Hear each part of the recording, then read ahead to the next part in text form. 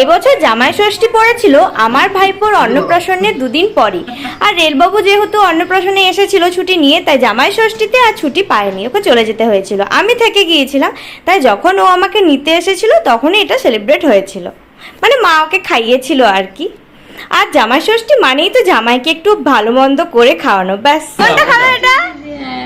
বেলা কোনটা খাবে তুমি? কোনটা খাবে গো?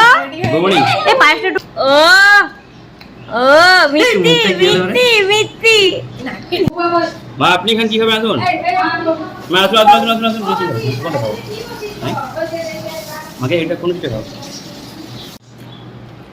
লুচির সাথে রসগোল্লাটা ভালো লাগে। কোথায় গেল? না দিদা, আবার হাতে নিচে। রেলবাবু তো আমার একা তো মিষ্টি খেতে পারেনি, তাই সবাইকে ডেকে ডেকে মিষ্টি খাওয়াচ্ছিল। আর এরপর থাকবে দুপুরের একটা খাওয়া দাওয়ার ভিডিও, তো ওটা দেখতে মিস করো না।